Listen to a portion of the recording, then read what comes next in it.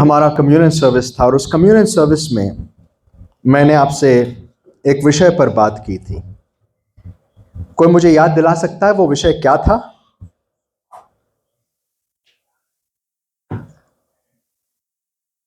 कोई बात नहीं, मैं जानता हूं आप लोग जानते हैं लेकिन शर्मा रहे हैं। It's okay. मैं बहुत ऑप्टिमिस्टिक हूं। आई एम श्योर आप जानते हैं लेकिन शर्मा रहे हैं क्या नहीं?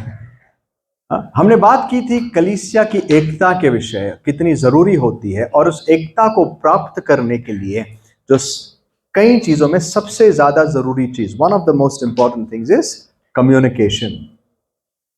कि आज हमें एक दूसरे के साथ कम्युनिकेट करना आना चाहिए और ये कितना इंपॉर्टेंट है। आप एकता तब बनाए रख सकते हो जब आप एक दूसरे के संपर्क में रहो, एक दूसरे के साथ बातचीत करो। अगर यही चीज हम नहीं कर पाएंगे तो हम कभी भी एक नहीं हो पाएंगे। It takes time. जब तक आप एक इंसान के साथ समय नहीं बिताओगे आप इस इंसान के करीब नहीं जा सकते। जब एक इंसान के साथ जब तक आप बातचीत करके अपने मन को खोल नहीं सकते और उसके मन को समझने की कोशिश नहीं करोगे तब तक उस इंसान के नजदीक आप नहीं जा सकते। ओके? हम we don't live by telepathy. Telepathy आपको पता है ना क्या होता है? टेलीपैथी वो चीज होती है, of course it's just a word, ये एक्चुअली होता नहीं है, but mind to mind transmission. कि आप बैठे, आपके विचार में समझ गया, मेरे विचार आप समझ गए, ऐसा कोई होता नहीं है अनलेस आप एक बहुत बड़े प्रॉफिट हो। So we don't live by telepathy, we live by communication. हम एक दूसरे के साथ बातचीत करने के लिए बनाए गए हैं। परमेश्वर बातचीत करने वाला परमेश्वर है, वो कम्युनिकेट करने वाला परमेश्वर। ये गुण, ये जो क्वालिटी है हमें परमेश्वर से मिली है। और जब तक इस क्वालिटी को हम रिस्टोर नहीं कर लेते, उस स्थिति में हम नहीं आते जिस तरीके से परमेश्वर कम्युनिकेट करता है, एकता बनाना मुश्किल होता है। सो पिछले समय मैंने आपको बताया कि कम्युनिकेशन कितना इंपॉर्टेंट है और थोड़ा बहुत बताया कि हम किस प्रकार से एक दूसरे से कम्युनिकेट करें या बातचीत करें। आज मैं इसी विषय को थोड़ा आगे लेके जाना चाहूंगा और आपसे शेयर करूंगा थोड़ी बातें on how can we communicate better with each other. हम एक दूसरे के साथ बेहतर संपर्क करने के लिए और क्या करें और वचन इसके विषय हमें क्या बताता है। चाहे वो आपके फैमिली लाइफ में हो, चाहे वो चर्च में हो और कुछ हद तक बाहर भी, क्योंकि ये चीजें हर जगह अप्लाई होती है, लेकिन और सबसे ज्यादा जरूरी हमें ये हमारे परिवारों में और चर्च में इसकी जरूरत पड़ती है। बाइबल कहती है, याकूब उसके I think let's turn to James chapter 3। याकूब उसके 3 अध्याय और उसके 2 वचन में देखिए। याकूब उसका 3 अध्याय और 2 वचन। इसलिए कि हम सब बहुत बार चूक जाते हैं। जो कोई शब्द में नहीं चूकता वही तो सिद्ध मनुष्य है और सारी देह पर भी लगाम लगा सकता है। अगर कोई अपने शब्द में नहीं चूकता तो वो एक सिद्ध मनुष्य है। सिद्ध का एक और बेटर ट्रांसलेशन होगा mature. Okay, that's a better translation of that word. Anyone who never is at fault in what they say is mature, is perfect or mature. Mature का मतलब है वो इंसान जो अब प्रौढ़ हो चुका है, अपने बचपने को छोड़कर समझ प्राप्त की उसने, वो mature हो चुका है। Perfect is also not very far, because जो इंसान अपनी जबान को कंट्रोल करता है वो हर चीज को कंट्रोल कर सकता है। एक इंसान की स्पिरिचुअलिटी आपको मेजर करनी है, उसके कई सारे मैट्रिक्स होते हैं, उसमें से एक इंपॉर्टेंट वाला जो इंडिकेटर है वो उसकी जबान होती है, उसके शब्द, उसके बात करने का तरीका। और एक इंसान जो प्रभु के नजदीक रहता है उसकी बातें बहुत अलग होती है, उसका बात करने का तरीका अलग होता है, उसकी समझ अलग होती है और वो हर सिचुएशन में एक अलग इन्फ्लुएंस लेकर आता है। बाइबल कहती है blessed are the peace makers. कौन? Peace makers. धन्य है वो जो मेल कराते हैं। वो कौन कहलाएंगे? परमेश्वर के पुत्र कहलाएंगे। परमेश्वर के पुत्र कहलाने के कई गुणों में से एक गुण है, हम पीस मेकर्स, मेल मिलाप करने वाले बन जाते हैं।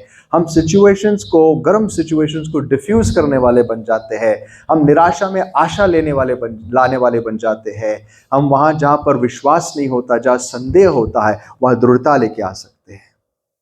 और lot depends on how you communicate. आप किस प्रकार से बात करते हो, क्या बात करते हो, ये बहुत बहुत मायने रखता है। एक इंसान जिसकी जबान पवित्र आत्मा चलाता है बहुत सामर्थ्यवान हो सकती है। एक इंसान जिसकी जबान उसका शरीर, उसका देह चलाता है, वो उतना ही डिस्ट्रक्टिव हो जाता है। लेकिन एक इंसान जिसकी जबान पवित्र आत्मा कंट्रोल करता है, वो जीवन देने वाला वृक्ष बन जाता है।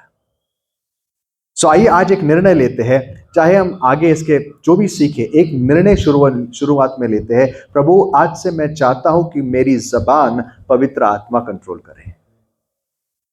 क्या प्रार्थना करेंगे कि आज से प्रभु मेरी जबान, तू मुझे अनुग्रह दे कि आज से मेरी जबान पवित्र आत्मा कंट्रोल करे। This tongue belongs to you, this heart belongs to you. अगर पवित्र आत्मा इन दोनों जगहों पर राज्य करे तो आपके 99% जिंदगी सेट हो जाएगी। अगर इन दोनों जगहों में पवित्र आत्मा को कंट्रोल नहीं है तो बड़ी मुश्किल होगी। So let's now work it down. थोड़ा सा इसके प्रैक्टिकल एस्पेक्ट्स में जाते हैं। मैं जो चीजें आपको सिखाऊंगा is based on scripture, but इसको करने जो लगाने वाला है, इसको करने के लिए क्षमता देने वाला पवित्र आत्मा। इसके लिए सुनने के बाद सिर्फ भूल मत जाना, प्रार्थना करना, और जो चीजें सुनते हो उसको प्रैक्टिस में लाने की कोशिश करना। अपने आप को याद दिलाते रहना कि या मुझे ये करना है प्रभु, मैं जानता हूं ये करना है लेकिन नहीं कर पा रहा हूं, सामर्थ्य देना। So how can you communicate better? Simple चीजें हैं जो हम जानते हैं, बट लेट्स रिमाइंड आवरसेल्व्स। जब भी आप किसी के साथ कम्युनिकेट करते, रूल नंबर वन, जब भी आप किसी के साथ कोई भी किसी भी लेवल का कम्युनिकेशन कर रहे हो, सबसे पहले कुछ चीजें चेक करो। आपने हमेशा ये सुना होगा, थिंक बिफोर यू स्पीक। सुना है कि नहीं सुना? बात करने के पहले सोचो। मैंने ऐसे अनेक लोग देखे हैं जो बात करने के पहले बहुत सोचते और फिर भी सब खराब कर देते हैं। आपने देखा? कई बार हम खुद करते हैं कि नहीं, बहुत सोचते, लेकिन बात जब निकलती है वैसी निकलती है। ये पता नहीं कि क्या सोचना है। Think before you speak, good, but you should know what to think. क्या सोचूं मैं? तो उसमें से सबसे पहली चीज जो आपको सोचनी है, सबसे पहली चीज जो आपको चेक करनी है कि आपका इमोशनल स्टेट क्या है। जब आप किसी से भी बात करते हो, आपको एक चीज चेक करनी है कि इस समय मेरी इमोशनल स्टेट क्या है। एक इंसान जो अपने इमोशंस को कंट्रोल नहीं कर पाता, उसकी जबान तो दूर की बात है। अगर आपके इमोशंस उस समय वॉलेटाइल है, आप मानो आपके हृदय में गुस्सा है, आपके अंदर किसी भी लेवल का फ्रस्ट्रेशन है, किसी भी लेवल का बिटरनेस है, आपके जबान से एक शब्द मत निकालो। Basic fundamental rule of communication. अगर आपके पास आपका इमोशंस, एक गलत इमोशन है आपके अंदर, एक अलग प्रकार की आंधी चल रही है, आप जबान बंद करो। बाइबल कहती है मूर्ख क्या करता है? प्रोवर्ब्स 29 वर्स 11, प्रोवर्ब्स 29 वर्स 11, देखिए क्या कहता है बाइबल।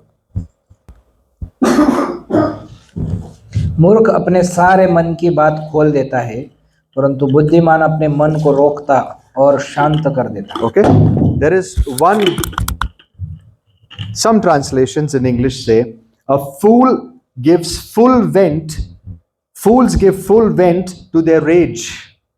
मूर्ख अपने अंदर के गुस्से को, अपने इमोशंस को क्या करता है? पूरा रास्ता देता है, वो बहने देता है। ये मूर्ख होता है जो मन में बक दिया, गुस्सा आ गया तो बक दिया, जीरो सेल्फ कंट्रोल होता है। लेकिन बुद्धिमान क्या करता है? क्या करता है? बट द वाइज ब्रिंग काम। बुद्धिमान क्या करता है? हिंदी में कैसा लिखा हुआ है? मन को रोकता है। सो हमेशा जब भी आप किसी से बात करते हो, एट वॉट एवर लेवल, अपने इमोशंस को चेक कर लेना। What am I feeling right now? मैं क्या करने की कोशिश कर रहा हूं? Is there any kind of anger? Is there any kind of frustration?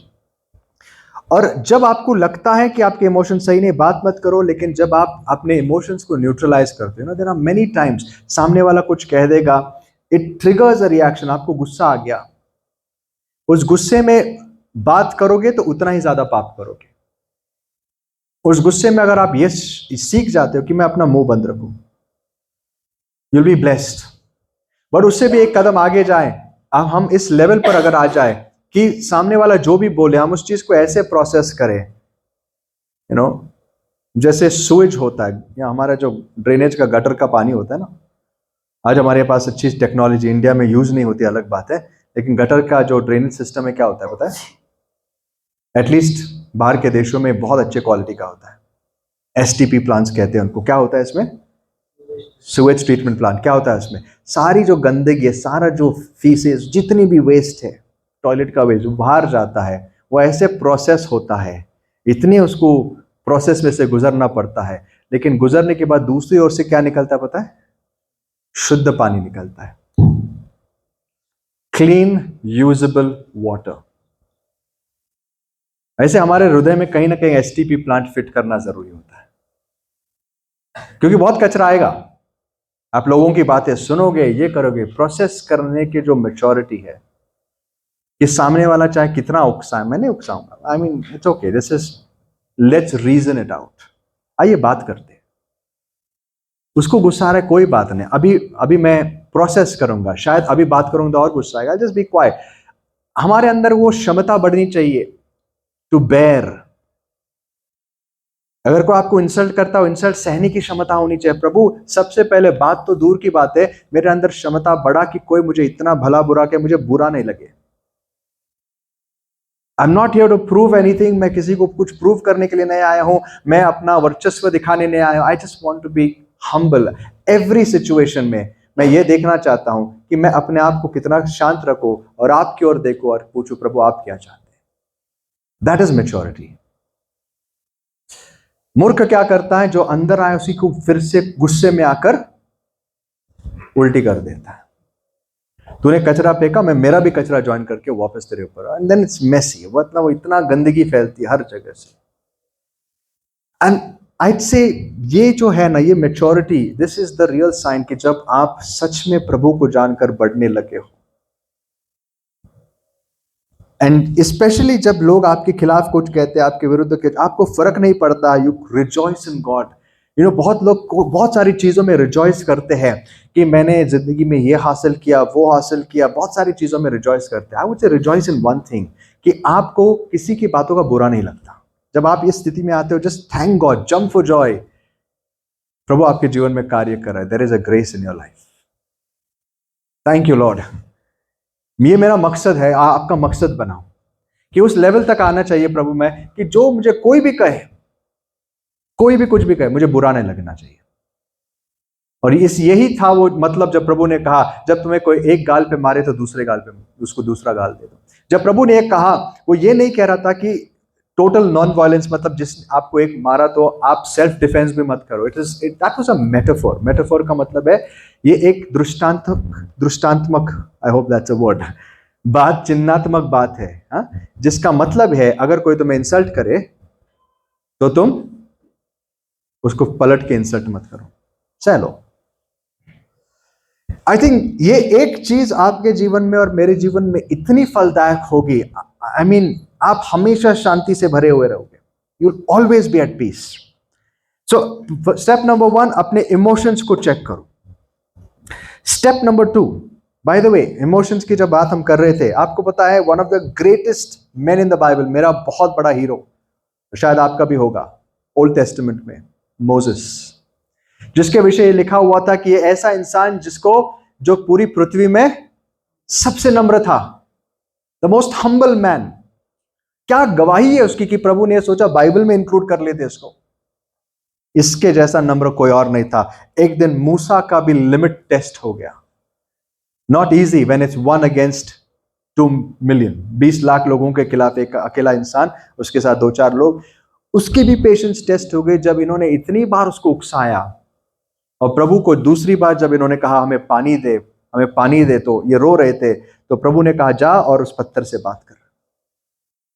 पहली बार मूसा को पता था, पहली बार उसने क्या किया था, पत्थर को मारा था। दूसरी बार उसने क्या किया, प्रभु ने कहा पत्थर से बात कर। बाय द वे इसमें बहुत सारे सिंबल्स थे। पॉल हमें बताता वो पत्थर कौन था, प्रभु यीशु मसीह, उसका एक चिन्ह था। तो उसका एक डिपिक्शन था। प्रभु हमें वहां एक संदेश दे रहा था कि उस पत्थर को एक ही बार मारा जाएगा। उसके ऊपर मारना मतलब वो रॉड जो था, जिसकी लाठी जो थी, वो जजमेंट था। एक ही बार उसके ऊपर जजमेंट आएगा, उसके बाद बार बार आने की जरूरत नहीं है। सो प्रभु उसको कुछ कहने की कोशिश कर रहा था और उसने उसको कहा तू जा और लोगों के सामने इस पत्थर से बात कर।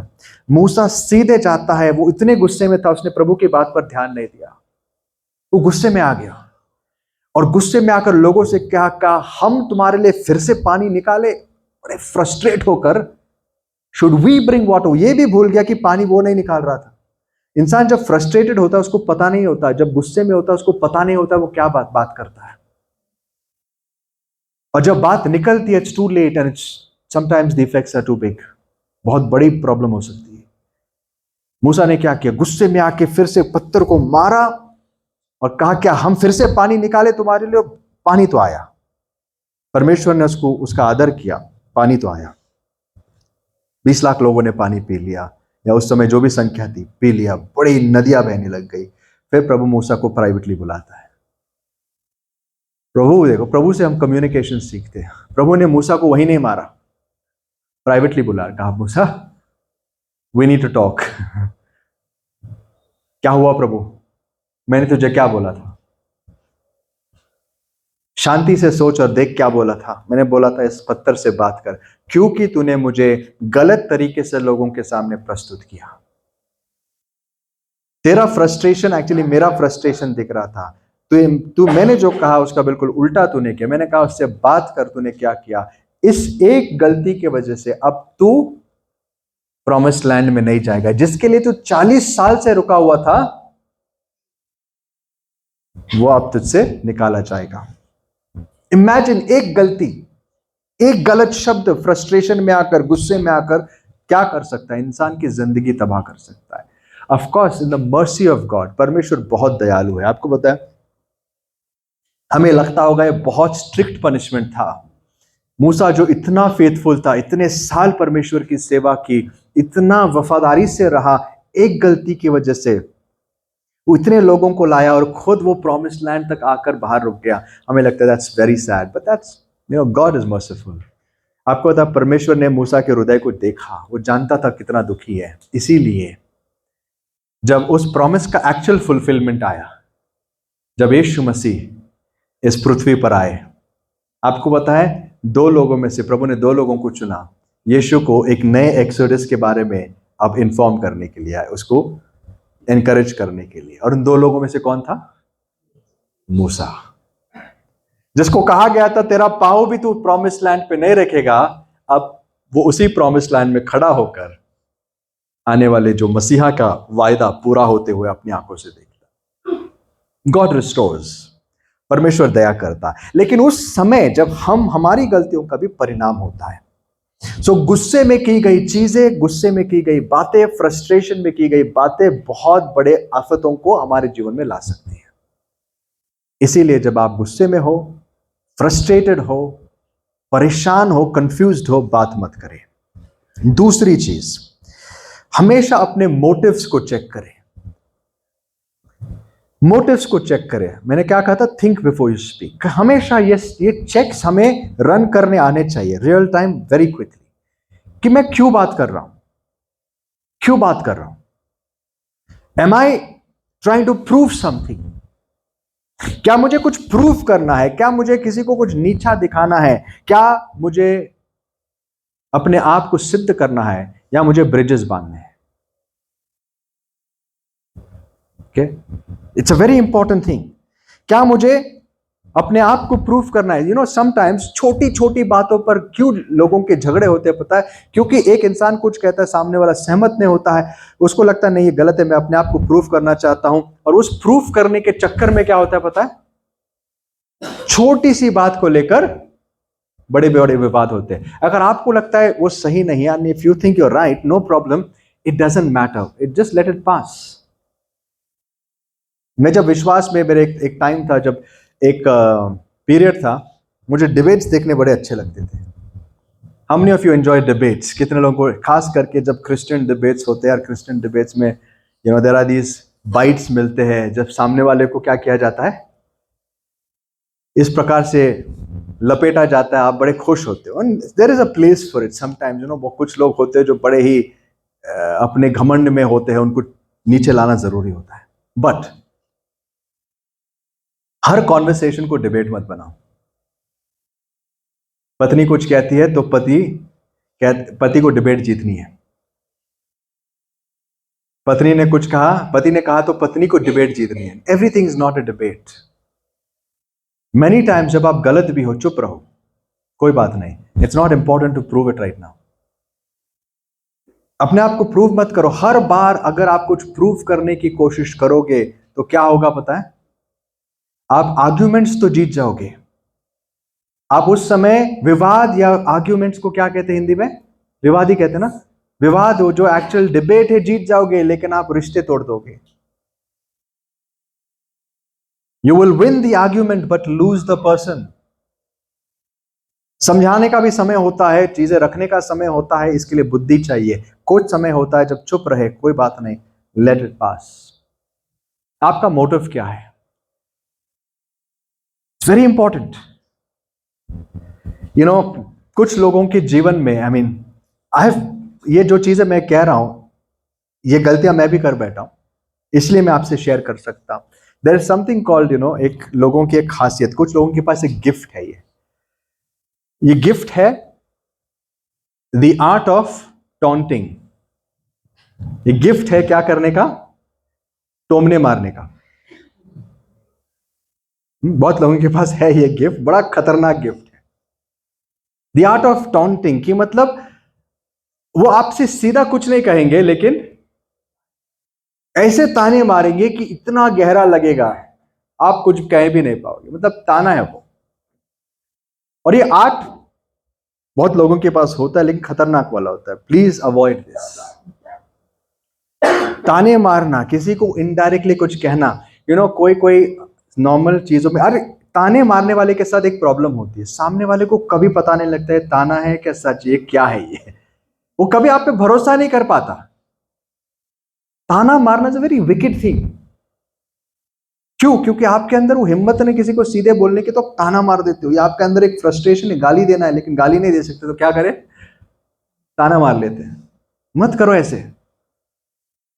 आपको पता है कुछ लोग डायरेक्टली ऐसे ताने मारते, कुछ लोग प्रार्थना में भी ताने मारते हैं। ऐसे ताने मैंने बहुत सुने। मेरे जीवन के शुरुआत के दिनों में इतनी प्रार्थनाएं सुनी ना। प्रार्थना का टाइम होता था, अब पता है इस XYZ इंसान को दिया तो मुझे मतलब अभी खत्म, मेरा पूरा जो, वो प्रार्थना प्रभु के लिए नहीं होती, उनको ऐसा लगता है कि this is my chance to fame, मेरे लिए ये प्रार्थना, ये मौका है प्रचार करने के लिए। प्रभु आजकल के नौजवानों को बिल्कुल, प्रभु कोई भय नहीं आपका।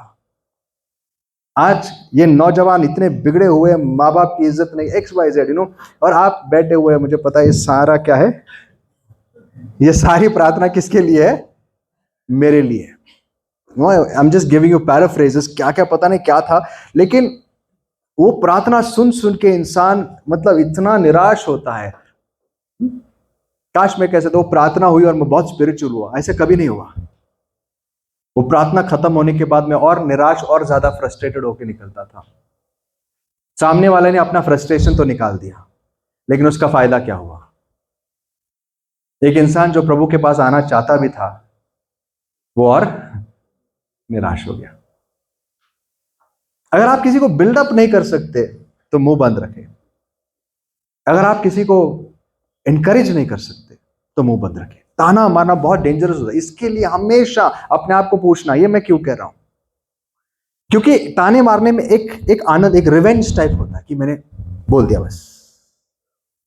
सो दैट शुड बी अवॉइडेड। आपके मोटिव्स को चेक करो, आपके मोटिव्स को चेक करो। Bible says in Philippians chapter 2, Philippians 2 verse 3, Philip का राज 2 और उसके 3 वचन में, विरोध या झूठी बड़ाई के लिए कुछ न करो, पर दीनता से एक दूसरे को अपने से अच्छा समझो। विरोध या झूठी बड़ाई के लिए, अपने आप को प्रूफ करने के लिए, किसी का सिर्फ विरोध करने के लिए कुछ मत करो, लेकिन दीनता से क्या करो, एक दूसरे को अच्छे अपने से अच्छा समझो। Always have a low view of yourself.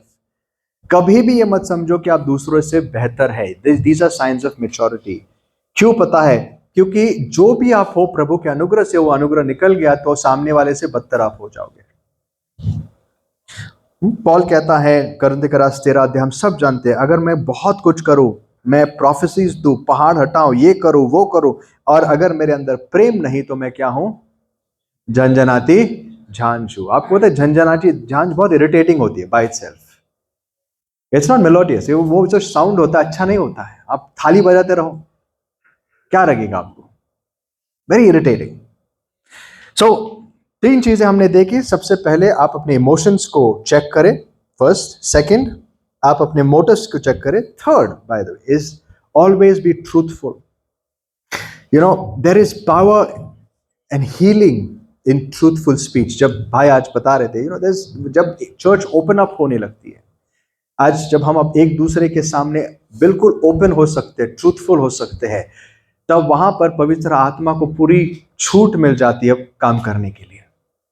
जब हमारे बीच मोटिव्स हिडन होते हैं, कि जब हम बात कर रहे हैं, यार सामने वाला क्या कह रहा है, what's his actual motive, this is the most dangerous situation, कि सामने वाला का सोच आप समझ नहीं पा रहे हो। जो आपसे कह रहा है, आप हमेशा इस सोच में हो, यार is this like true not true. आप हमेशा एक कैट एंड माउस गेम चलता है। It's very difficult. जब प्रभु ने, आपको पता है, अपने शिष्य चुने, उनमें से पहला क्राइटेरिया क्या था?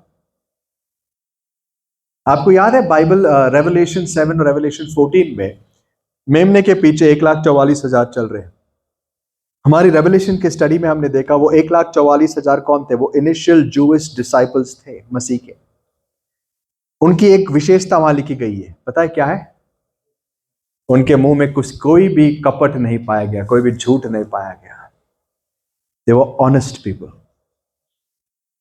जब हम एक दूसरे से छुपाने लगते हैं, एक दूसरे से कुछ चीजें मैनिपुलेट करने लगते हैं, एक दूसरे से झूठ बोलने लगते हैं, आप कभी भी उस इंसान के साथ एक अच्छा रिश्ता नहीं बना पाओगे। अगर रिश्ता बनाना है तो सच्चाई की बहुत जरूरत होती है। जब नथानियल प्रभु के पास आया तो सबसे पहली चीज प्रभु ने उसको देखकर क्या कहा? देख, एक इजरायली जिसके अंदर कोई कपट नहीं है, तू मेरे साथ आ सकता है। You're one of us. Truth, value truth. कभी भी अपने जिंदगी में ट्रूथ को खोना मत। There are some things we can do अपनी कोशिश से, प्रभु के अनुग्रह से। Decide to speak the truth. और अगर आपको लगता है कि ट्रूथ बोलना बड़ा मुश्किल है उस समय या खतरनाक है, मुंह बंद रखो। मैं जब नया नया विश्वास में आया था, जैसे भाई गवाही दे रहे थे, मुझे याद था मैं भी बड़ी अजीब चीजें करता था, अजीब दुनिया के लिए, लेकिन प्रभु में दीज आर नॉर्मल थिंग्स। मेरा बॉस मुझसे परेशान होता था। परेशान इसलिए होता था क्योंकि वो बोलता, यार तो मतलब तू इतना सच बोलने वाला इंसान मैंने कभी नहीं देखा। ऑल्दो उसके बाद ऐसा नहीं था कि हमेशा ही एकदम ऐसा रहा हूं, आई फॉलन मेनी टाइम्स, बट वो टाइम था कि मुझे झूठ बोलने में डर लगता था। तो एक दिन मेरे बॉस ने मेरे कोवर्कर को साथ बिठाया, वो छोटा सा काम था, तभी मेरे 2 ही लोग काम थे, तो कोवर्कर को बिठा और मुझे बिठाया और उसको देख के बोला, देख, उसने कुछ तो स्टोरी बताई थी उसको। तो बॉस ने बोला, देख एक काम कर, तू मुझे सब सच बता दे, नहीं तो मेरे टाइम नहीं लगेगा, मैं बस इसके साथ क्रॉस चेक करूंगा, मुझे सब सच पता चल जाएगा। मैं मेरा सर नीचे झुक के बता रहा हूँ क्योंकि मेरा दोस्त है एक, तो ये इसको मैं कैसे बेच दूं। लेकिन बॉस को ये पता है कि मुझसे अगर पूछा गया तो मैं क्या करूंगा? सच बताऊंगा।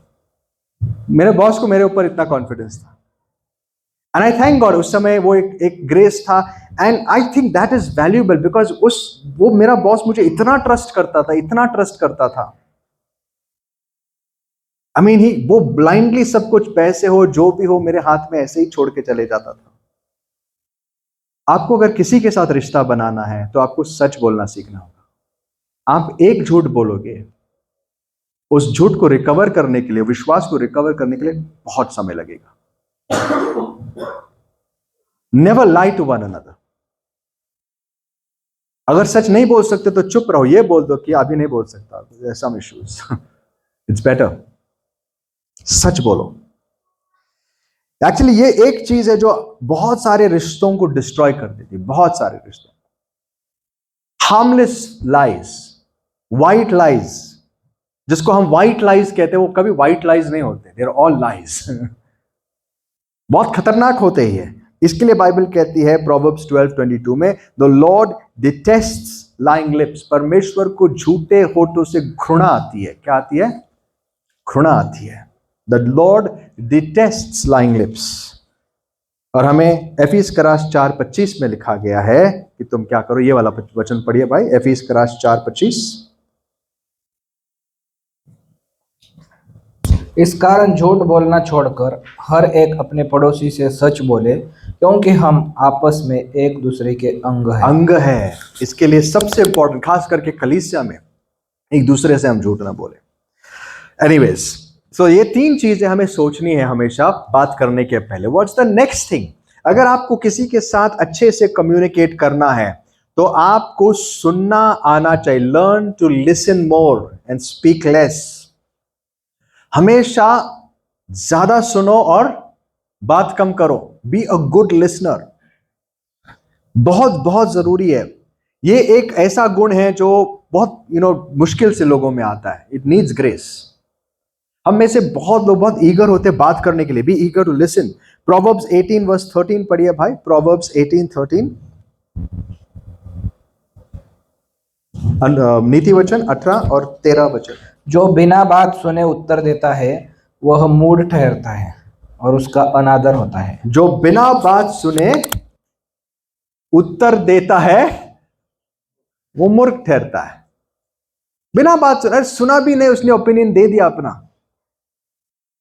नहीं, थोड़ा टाइम लो, डाइजेस्ट करो जो हो रहा है।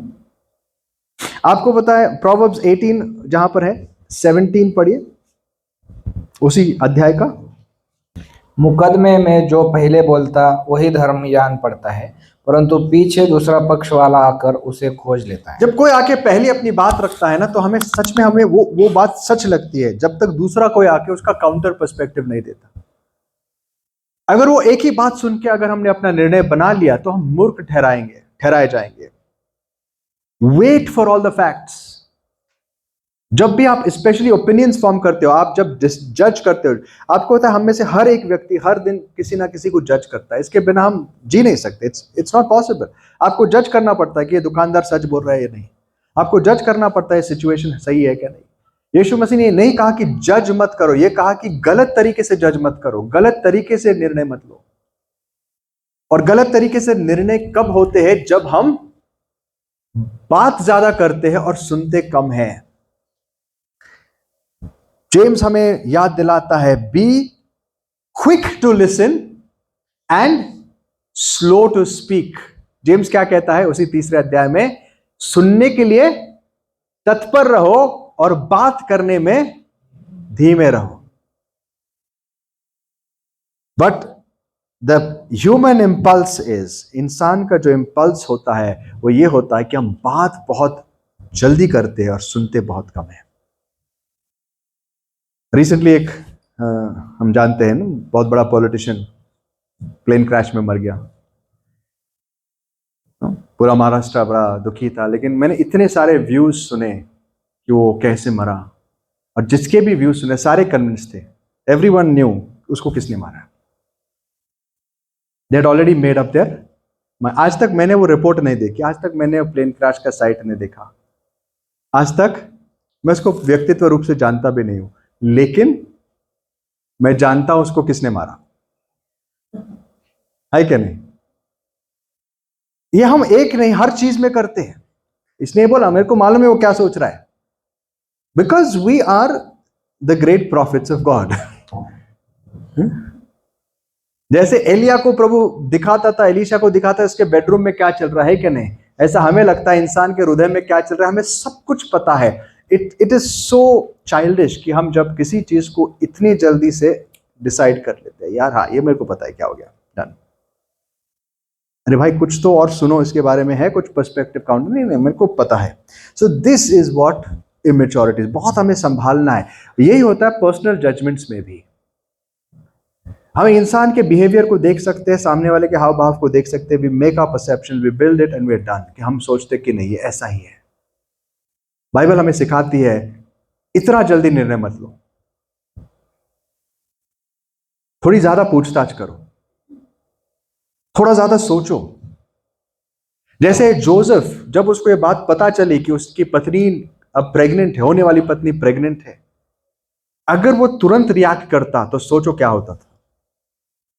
वो गुस्से में आकर सही पब्लिक के सामने या जो गलत स्टेप अगर लेता, कितनी बड़ी प्रॉब्लम हो सकती थी। आपको पता है जोसेफ की सबसे बड़ी क्वालिटी और उसकी मैच्योरिटी किसमें दिखाई देती है? उसने क्या किया? उसने ये सारी बातें मन में रखी और रात को बस सोचते हुए वो सो गया। He just thought about it. उसने ये भी सोचा चलो ये है तो मैं उसको प्राइवेटली चोट चिट्ठी दूंगा, उसको पब्लिकली ह्यूमिलिएट नहीं करूंगा। लड़की बहुत अच्छी है, मैंने जितना भी उसका कैरेक्टर देखा है वो ऐसी हो नहीं सकती, मुझे सारी बातें समझ में नहीं आई, I don't know what to do, मैं धीरे से उसको छोड़ दूंगा। और ये सोचते सोचते विदाउट एनी रिएक्शन अपने ही मन में सोचते वो सो गया। और रात को क्या होता है? सपने में कौन आता है? गैब्रियल, और उसको सारी बातें समझा देता है। यीशु मसीह के विषय एक चीज लिखा है कि वो कभी भी अपने आंखों से दिखी हुई चीजों पर विश्वास नहीं करेगा। जैसे वो सुनता है वैसे वो न्याय करेगा, जैसे वो सुनता है वैसे वो न्याय करेगा। Imagine that in I think आइज़ाया 11 और 9, वन ऑफ द टू।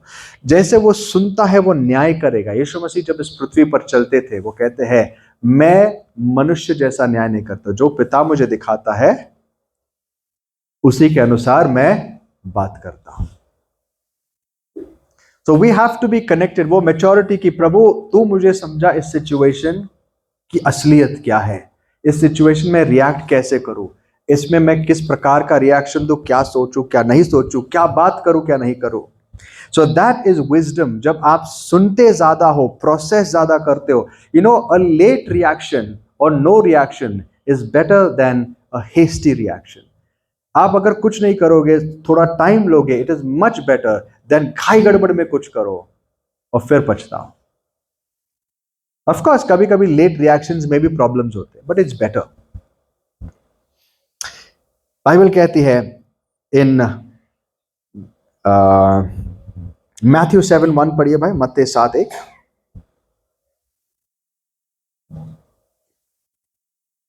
दोष मत लगाओ कि तुम पर भी दोष न लगाया जाए। ओके, जब हम किसी पर दोष लगाते हैं इट्स वेरी इजी कि हमने उसके जीवन पर एक डिसीजन पास कर दिया, मगर हमेशा जब आप वो चीज सोचते हो उसी घटना को लेके अपने बारे में सोचिए। फॉर एग्जाम्पल, अगर मैं आपको जज कर रहा हूं कि आप let's say you know you are, आपको एंगर इश्यूज है and I begin to talk you know down on you, मैं आपसे बात करना शुरू कर देता हूं, भाई आपको ये करना, I don't wait to think कि शायद मे बी एट इस समय मेरे पास एंगर इश्यूज नहीं है, बट देयर आर टाइम्स मैं भी ट्रिगर हो जाता हूं। So when I talk to you, मुझे वो कंसिडर करना है कि भाई इस समय मेरा जो बात करने का जो तरीका है, I have to be careful, संभालना जरूरी है कि मैं ऐसा तो नहीं दिखूं कि सेल्फ राइचियस, मैं बहुत अच्छा हूं, तुम बहुत घृणित हो, यू लो लाइफ, तुम्हारे अंदर कोई कीमत नहीं। इस प्रकार का एक रिएक्शन नहीं आना चाहिए। ये कब होता है? जब मैं खुद अपने आप को असेस करता और सोचता हूं प्रभु अगर आपका अनुग्रह नहीं होता तो मैं इससे बेकार हूं, तो प्लीज हेल्प मी। मेरे भाई को मैं करेक्ट करना चाहता हूं, लेकिन मुझे सही शब्द दे, सही टोन, सही तरीका दे, क्योंकि मैं जानता हूं मैं क्या हूं, इसीलिए मुझसे ये गलती ना हो। ये प्रभु कह रहा है, जज, डू नॉट जज। ओके, तू क्या कर, जज मत कर, नहीं तो तू जज करेगा। मतलब किस प्रकार से? डू नॉट जज इनकरेक्टली और लाइक अ हिपोक्रेट। पहले तू क्या कर, अपने आंख का क्या निकाल, लट्ठा, लट्ठा निकाल, तो तू तेरे भाई के आंख में जो क्या है तिनका है वो देख सकेगा। मे बी जिस एरिया में मैं आपको दोष दे रहा हूं उस एरिया में मुझे प्रॉब्लम नहीं है, बट मेरी प्रॉब्लम कहीं और हो सकती है, और दोनों पाप उतने ही प्रॉब्लमैटिक है ना। आई कैन प्राउडली से मैंने कभी किसी का खून नहीं किया। आपने किया है? कभी किसी का खून नहीं किया। I pray I should never kill anybody, है कि नहीं? बट इसका मतलब ये नहीं कि मेरे जिंदगी में बाकी प्रॉब्लम्स नहीं है। This is where we need to be careful. So इसीलिए आज हम उस बुद्धि को मांगे। सो चेक, आप सुनना सीखे। लास्ट पार्ट में जस्ट 2 या 3 चीज आपको बताऊंगा। The last part is train your speech. आप कैसे बात करते हो। सबसे पहले अंदरूनी चीजों को चेक करो, अपने इमोशंस को, मोटिव्स को, सच या झूठ इसको डिसर्न करो। इसके बाद सुनना सीखो, और आखिरी चीज अपने शब्दों का इस्तेमाल करना सीखो। It's a gift. Check your tone, आप किस प्रकार से बात करते हैं। बाइबल कहती है प्रोवर्ब्स 15 वर्स 1, नीति वचन 15 और उसका पहला वचन पढ़िए, बहुत सुंदर वचन। कोमल उत्तर सुनने से जलजलाहट ठंडी होती है, परंतु कटु वचन से क्रोध धधक उठता है। कोमल वचन सुनने से झंझनाहट, जल जलाहट क्या होती है? ठंडी होती है। कितनी भी आग सामने वाले में लगी हो, आज हम अपने आप से पूछेंगे कि हम में से कितने हैं, लेट्स इंटरनली सोचेंगे, how many of us are fire fighters, कि जहां आग लगी है हम बुझा सकते हैं, उतनी कृपा प्रभु ने हमें दी है। या हम वो लोग हैं जो आग बुझाने के लिए पानी की टांकी ने तेल की टांकी लेके जाते बाय मिस्टेक। आग में क्या डाल देते? तेल डाल देते। जो थोड़ी सी आग लगी है उसकी पूरी बिल्डिंग जला के आ जाते हैं। हम कौन बनना चाहिए? We suppose to be fire fighters. जहां आग लगी है वहां हम बुझाने वाले होने चाहिए। तो इसके लिए हमें शब्दों का इस्तेमाल आना चाहिए, जेंटल आंसर, कि किस प्रकार से धीमे से बात करें, अच्छे से बात करें, अपने इमोशंस को कंट्रोल में रख के बात करें। Colossians 4:6 में पॉल कहता है, let your speech be seasoned with salt with grace. आपके शब्दों में क्या हो? ग्रेस। आपके शब्दों में ग्रेस होनी चाहिए। Proverbs 21 verse 23, भाई पढ़िए।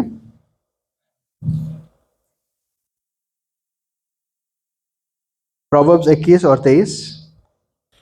जो अपने मुंह को वश में रखता है वह अपने प्राण को विपत्तियों से बचाता है। जो अपने मुंह को वश में रखता है वो अपने प्राण को विपत्तियों से बचाता है।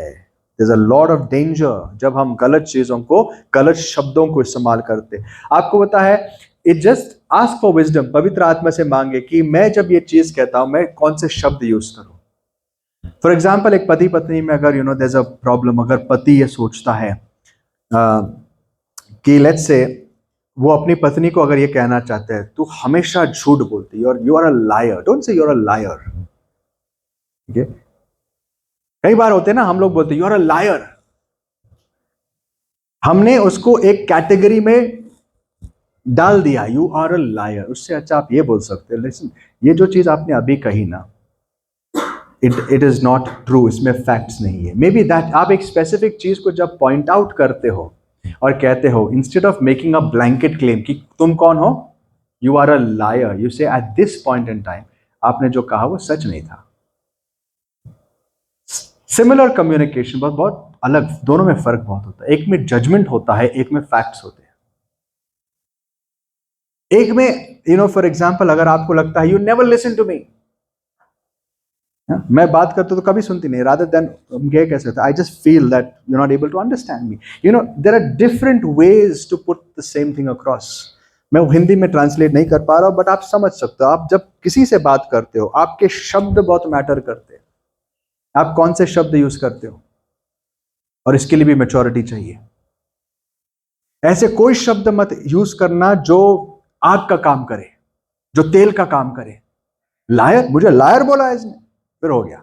मतलब कहना कुछ चाह रहा था, एक शब्द निकला लायर, हो गया उसके वजह से पूरा एक्सप्लोजन। तो आस्क फॉर विजडम, प्रभु मैं जब बात करता हूं मुझे वो शब्द दे कि मैं बड़े ग्रेस के साथ बात करूं, मैं सही समय पर सही चीज बोलूं। एक और चीज, कभी भी गॉसिप को एंटरटेन मत करना या गॉसिप में इन्वॉल्व मत होना। जिस दिन आप किसी की गॉसिप करने लगते हो, गॉसिप आपको पता है ना क्या होता है? जो गॉसिप, हाँ, चुगली। जिस दिन आप चुगली करते हो या चुगली में इन्वॉल्व होते हो, आप निश्चित तौर से देख लेना, आप जिसकी चुगली करते हो एक दिन वो इंसान को पता लग जाएगा और वो आपके साथ कभी रिश्ता नहीं बना पाएगा।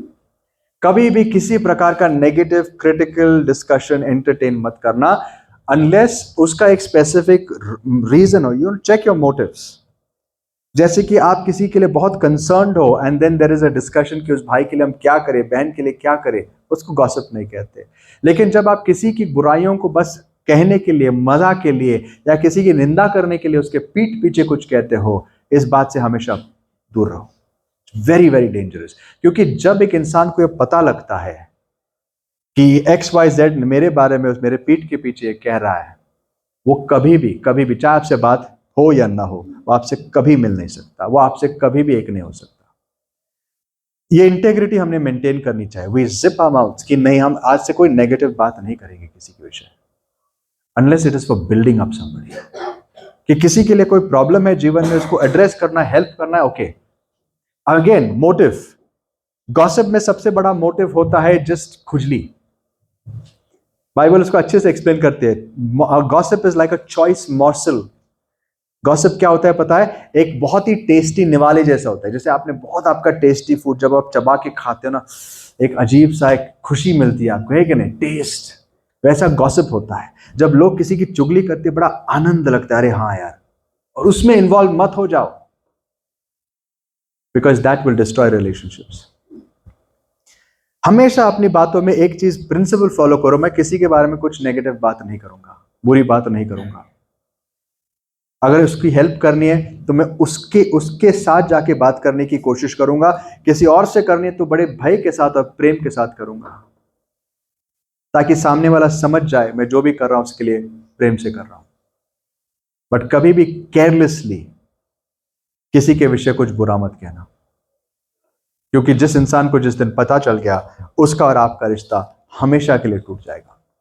Never entertain gossip. प्रोवर्ब्स 16:28 पढ़ी, क्या कहता है हमें सोलोमन? प्रोवर्ब्स नीति वचन 16:28। टेढ़ा मनुष्य बहुत झगड़े को उठता है और कानाफूसी करने वाला परम मित्रों में भी फूट करा देता है। कानाफूसी करने वाला क्या करता है? परम मित्रों में भी फूट डाल देता है। B careful. सो दोस्तों, आज हम इन चीजों को याद रखें। Finally the last thing I'd like to say before we stand up is, आप जो भी करो आपके स्पीच में हमेशा प्रभु से मांगो, let me always be motivated by love. मुझे हमेशा हमेशा सिर्फ एक चीज प्रेरित करे हर कम्युनिकेशन में, वो है प्रेम। मैं हमेशा ये सोचूं, प्रभु मेरे शब्द लोगों को कैसे बढ़ाए, मेरे शब्द लोगों को कैसे साथ लाए, मेरे शब्द लोगों को कैसे प्रोत्साहित करे, और मेरे शब्द कैसे ब्रिजेस को बांधे। जहां लोगों के बीच में दरारें हैं, मैं वो दरारें भर दूं। जहां लोगों के जीवन में निराशा है, मैं आशा लाऊं। जहां बीमारियां हैं प्रभु, निराशा, हृदय उनके टूटे हुए, वहां चंगाई लेकर आऊं। मुझे वो इंसान बना जिसे जीवन का वृक्ष करके जाना चाहे, मृत्यु का दूत नहीं। आइए हम दुआ करते परमेश्वर से, प्रभु आज तो मेरी जबान को साफ कर दे, क्योंकि जो इंसान अपनी जबान को परमेश्वर के हवाले करता है वो सिद्ध मनुष्य बन जाता है। प्रभु तू मेरी जबान को चला, मुझे अपने प्रेम से भर और मुझे अपने जैसा बना।